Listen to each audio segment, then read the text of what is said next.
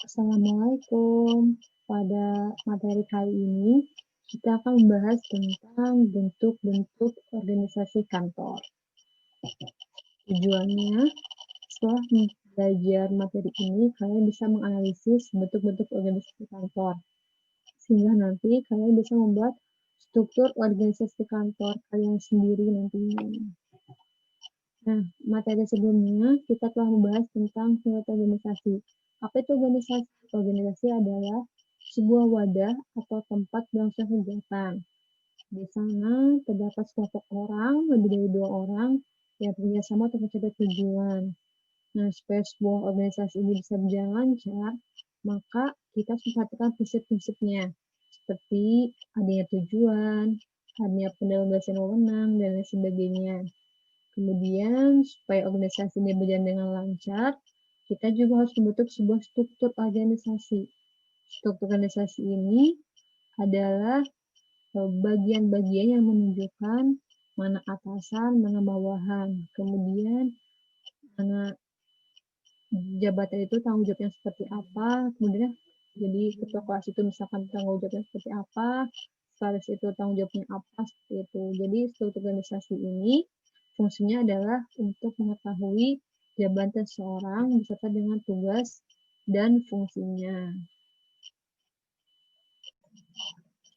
Oke, langsung kita masuk ke materi, yaitu tentang bentuk-bentuk organisasi. Dalam sebuah organisasi, dapat 3 bentuk organisasi, gitu ya. Ada lini, ada lini dan staf, dan ada fungsional. Ini adalah 3 bentuk organisasi atau organisasi kantor.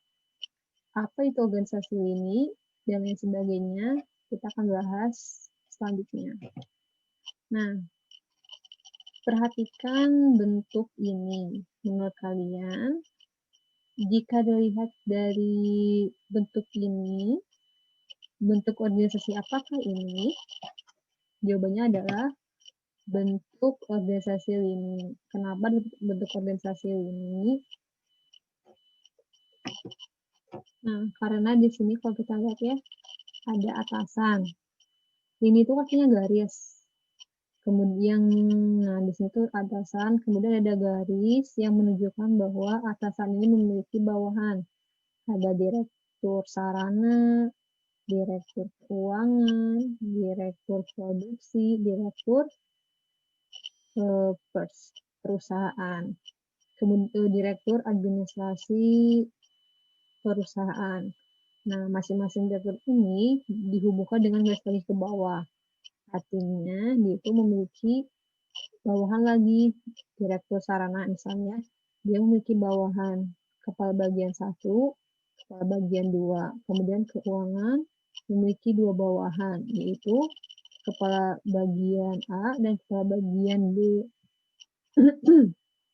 Nah, garis ke bawah ini menunjukkan bahwa direktur ini memiliki perintah kepada, jadi direktur ini berhak untuk memberikan perintah kepada direktur sarana, direktur keuangan, dan direktur produksi. Sedangkan direktur ini tanggung jawab terhadap direktur utama, seperti itu ya. Oke. Nah, kelebihan dari bentuk organisasi ini, yang pertama, kesatuan perintah lebih terjamin karena pimpinan badan setangan.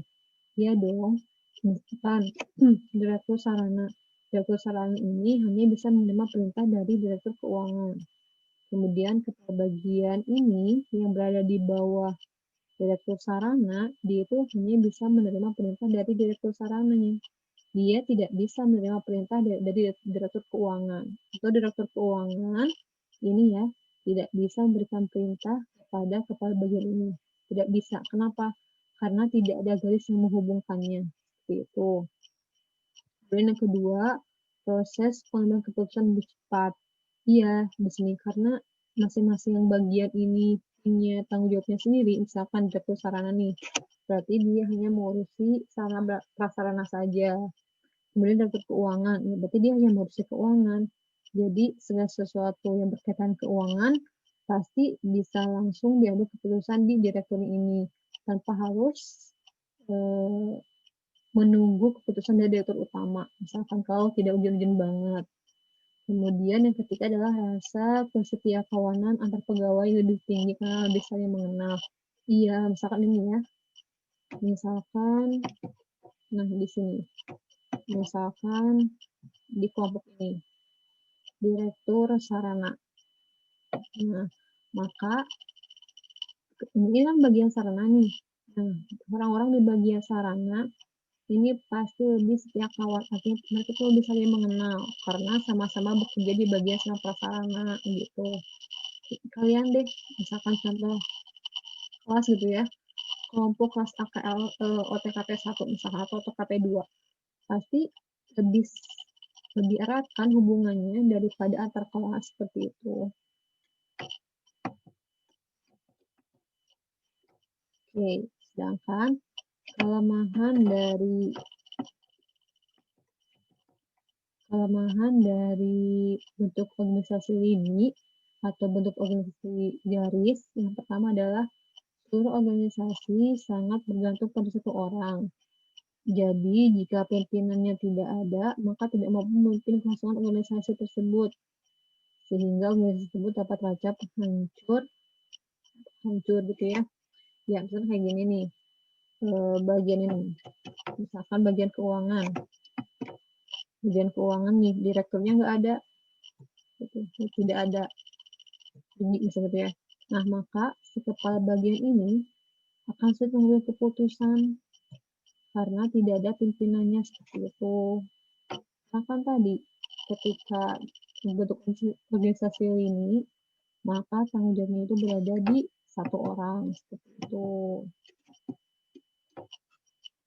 Kemudian biasanya pimpinan cenderung otoriter, ya karena tadi ya, jadi ada garis perintah sehingga seluruh keputusan dalam bagian ini itu ditentukan oleh pimpinannya. Jadi kalau misalnya pimpinannya tidak setuju, maka nggak bisa berjalan kegiatannya. Seperti itu. Selain itu, pegawai sulit berkembang.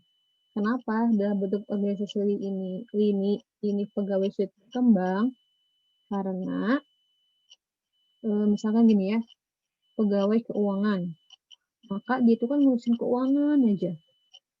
Justru bagian produksi, maka pegawainya itu ngurusin bagian produksi aja. Sehingga dia itu tidak mencoba pekerjaan baru seperti itu. Jadi kan skillnya tetap di bagian-bagian itu aja gitu, nggak berkembang seperti itu. Nah, demikian penjelasan dari organisasi ini. Mudah-mudahan bisa dipahami ya.